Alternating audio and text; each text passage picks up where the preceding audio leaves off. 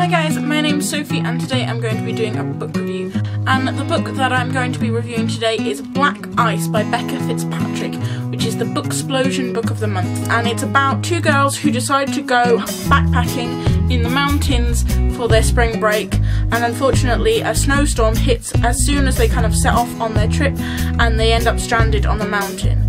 They find a cabin in the woods and they discover two guys staying there, and they think everything's going to be fine, that they can just wait the storm out, but unfortunately the two men take them hostage, and it's kind of about what happens from then on. I hated this book so much.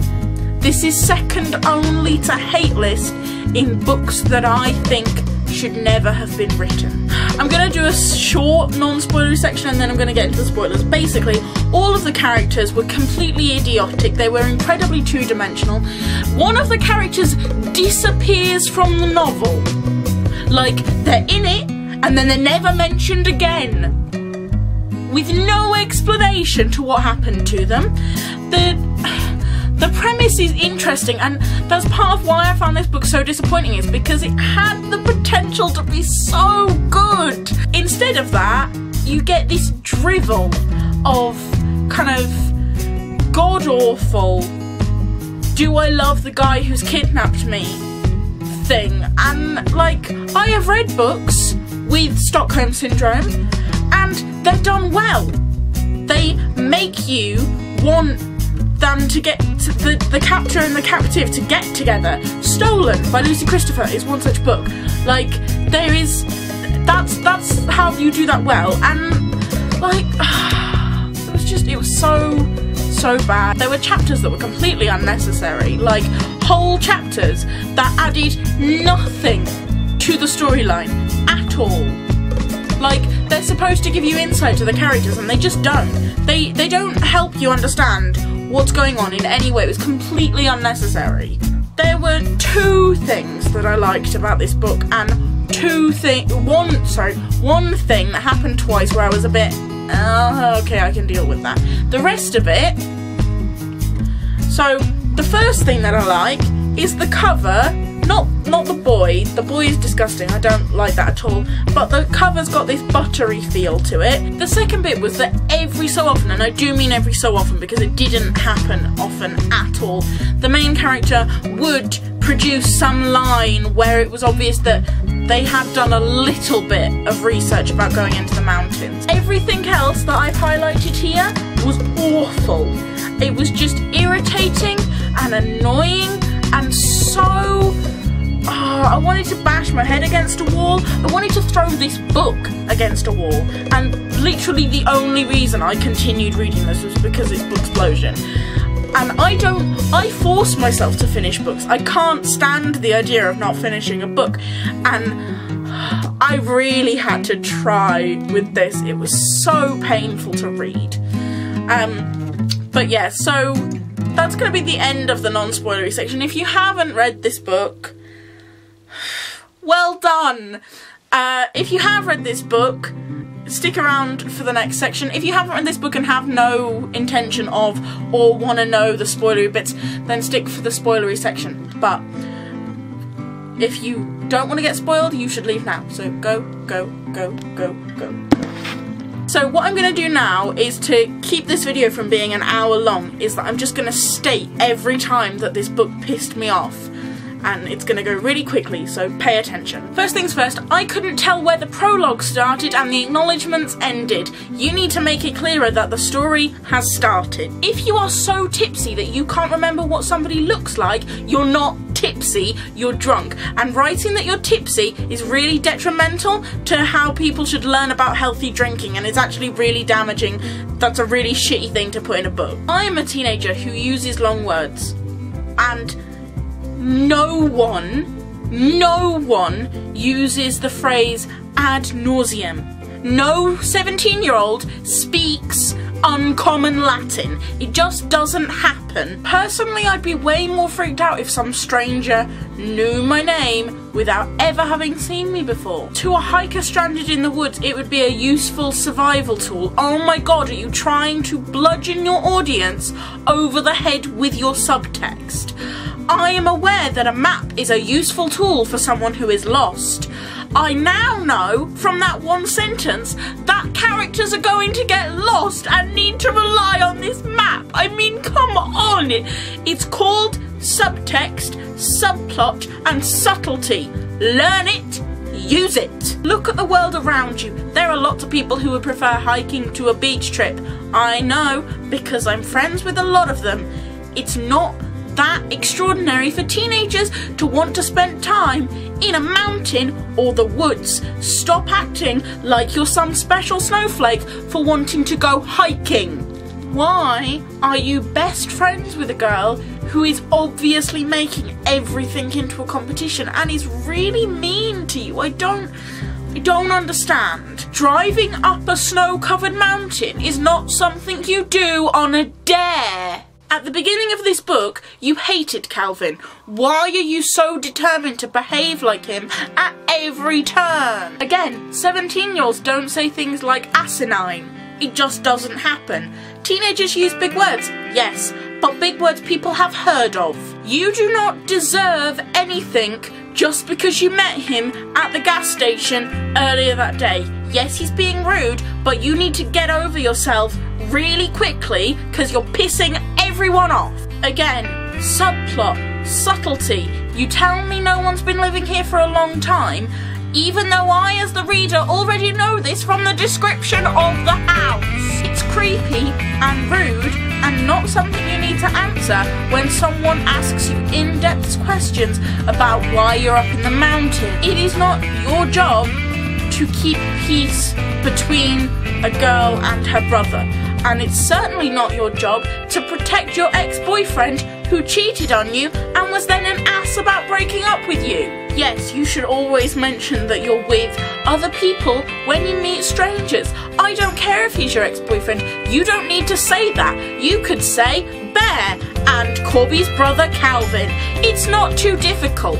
Again, with the making Brit out to be a special snowflake for wanting to go hiking because she's pretty and smart. Just no. The protagonist actually says the phrase, "For a minute there, I thought I might have to save myself, but then I walked into the arms of a sexy older man." If the reason you're not going to tell your friend that you looked in her diary is so that you can look in it again, then you're not a good friend and you shouldn't be friends with them anymore. Why are you so dependent on Calvin? And why has the author decided to tell us all this information about Calvin that we just don't need? There is no way you would be that calm finding a body in a toolbox. No. Whole of chapter 11 was completely pointless, was not necessary in any way, shape or form. We're all aware that she's been in love with Calvin for her entire life. We don't need a chapter of you telling us that. It's not necessary. You shouldn't have had it in the book. The start of chapter 13 does not make a good sentence. If you're going to jump from present day to in the past, you need to make the reader aware of that. You can't just start describing the weather. She said she was going to get the pocket knife when he fell asleep. Why is she doing it now in the morning when they're both awake? It isn't safe for you to do that. Why didn't you do it last night when you said you would and the chapter ended? There's no explanation for why that didn't happen. It said that when they got to that shelter, they were going to have food after they woke up because they were going to sleep first. They then don't eat until the following evening. You have to be more continuous with what your characters are doing. Calvin is not all you have. You have a family and friends. Stop acting like your ex is your world. Even if you don't think that your life is worthy of living, which it is, then you have a whole host of reasons to stay alive. And Calvin is not the only thing that you live for. As soon as Calvin shot Sean, I knew that he was responsible for all of the murders. If a boy convinces you to keep your relationship a secret, don't.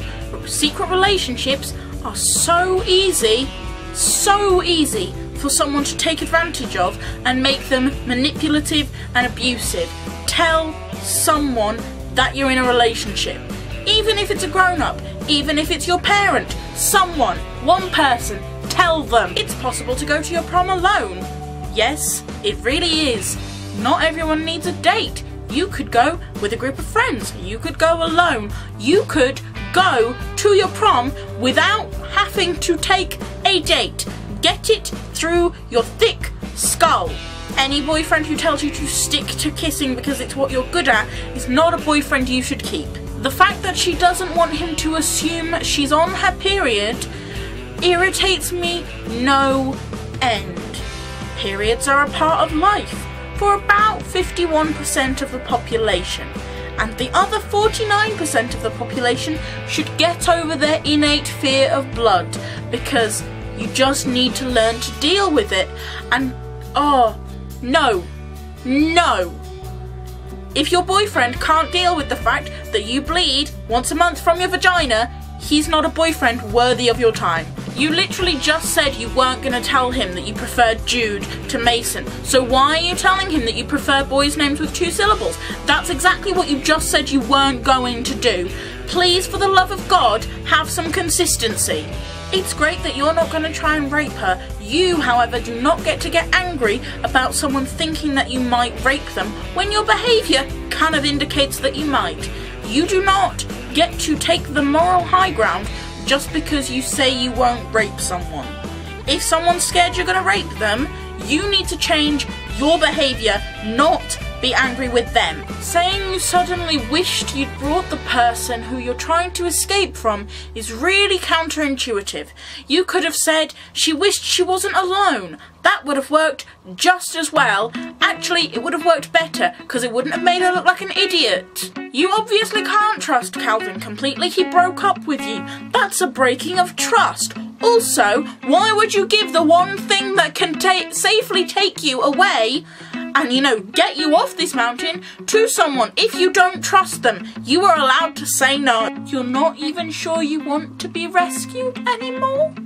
Then why did I just sit through 30 chapters of you whining about how precious and perfect Calvin is? Asking personal questions and not getting a response is not savage behaviour. It's perfectly reasonable, and you need to get off your high horse. If you have to tell yourself not to think about what you're doing, then you're obviously not consenting fully to what's going on, and you probably shouldn't be having any form of sexual activity. Some 11-year-olds can pull off using the word sophisticated. Brit cannot.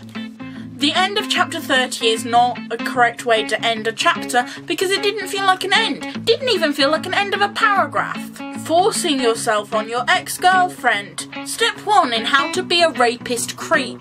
Victim blaming 101 from Calvin. The phrase, "I thought you were a good girl," in regards to whether or not she slept with someone. Her sex life is none of your business. So you've switched from having Calvin be your reason to live to Jude being your reason to live. At what point is your life going to be your reason to live? Yes, let's give the very badly injured, vengeful older brother of the dead girl the gun, shall we? That's a great plan to make sure no one dies. When you're trying to comfort the boy whose sister was murdered and make him stop feeling guilty, maybe you should go with the phrase, "It's not your fault," somewhere in that paragraph, rather than blaming her. Oh goody, and now we're having an intellectual whose penis is bigger competition. Naming an inconsequential character Adolf in the last chapter, probably not a great way to end your book. At no point in the main story did Brit ever actually visit that beach, so when he says, "Hope you'd remember this spot," it makes no sense, because she's never been there. Lastly, where the fuck did Bear go? He was talked about non-stop for the first third of this book, and then he vanishes with no explanation. And why do we never get any resolution about what happened to Corby, or to Calvin for that matter? Did he go to jail? Did he go to an insane asylum? Was he put down? Was he given the death penalty? I don't know. It didn't tell me in the epilogue. All I know is that she's probably going to fall in love with one of the people who effectively kidnapped her. So yeah, great book. I really hated this book. If you still want to read it, I'd be surprised, but I'm not going to judge you for it. You can read whatever you want. I hated it. And I now need to go and read something better, because this was awful.